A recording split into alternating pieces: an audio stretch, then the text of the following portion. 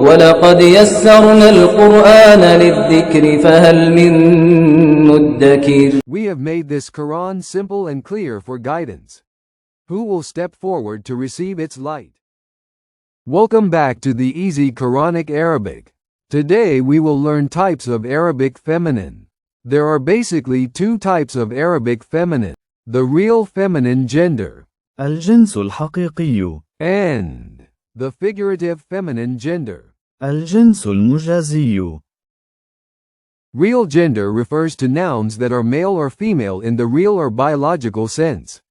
It is based on the natural sex of human beings and animals. For example, man and woman, boy and girl. Dear learners, this real feminine gender has further divided into two categories.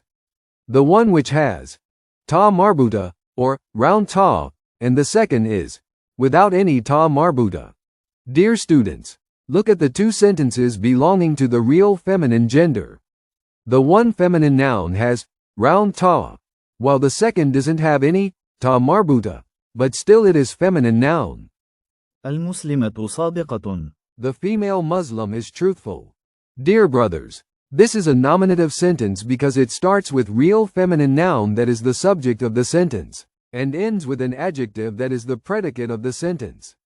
But dear, do you see, the predicate has also taken round ta. Remember that the subject and predicate go together, calling subject-predicate agreement. Now come to the second sentence. الأم جاهلة. The mother is ignorant. Dear learners, here the real feminine noun that is the subject of the sentence has no round ta, or Tā಼ Marbūṭah, while the predicate is made of an adjective having Tā಼ Marbūṭah. It indicates that the subject must have been a feminine gender though having no round ta at all. Such type of feminine noun is called real feminine gender without Tā಼ Marbūṭah. Now let's go to figurative feminine gender. Figurative gender refers to nouns that are not male or female in the real or biological sense. Instead, gender is assigned to certain living and non-living things by the Arabic language.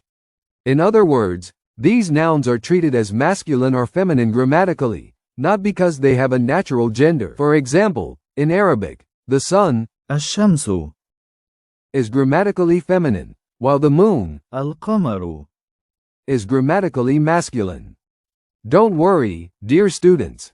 You do not have to memorize every noun at once. As you continue learning Arabic, you will recognize the gender of nouns by the words that accompany them, such as adjectives, pronouns, and verbs. With regular practice, identifying masculine and feminine nouns will become easy, inshallah. Dear learners, the figurative feminine gender has also two categories like the real feminine gender. The one that has Tā಼ Marbūṭah, or round ta, while the second does not have any Tā಼ Marbūṭah. Now the question is, how to recognize the gender of the noun? The answer is, it can be recognized through the predicate of the sentence. Let's see the examples. الحكمة نعمة. Wisdom is a blessing. السوق طويلة. The market is lengthy. Dear learners, look at the subjects of the two sentences. The subject of the above sentence has Tā಼ Marbūṭah, or round ta. It is the figurative feminine gender, as the word hikmah, meaning wisdom, has no gender in real world. On the other hand, asuk, meaning the market, is also the figurative feminine gender but without any round ta. The gender of the word is known through its predicate.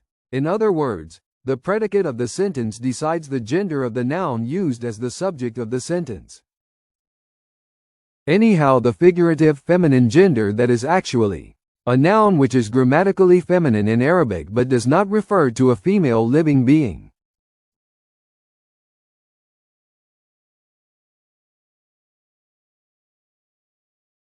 الوزيرة كاذبة.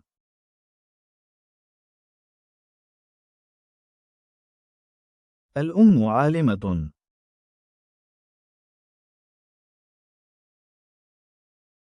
البنت ذكية. الأخت طالبة.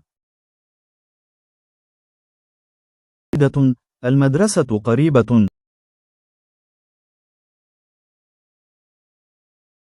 المنارة عالية. الشجرة طويلة.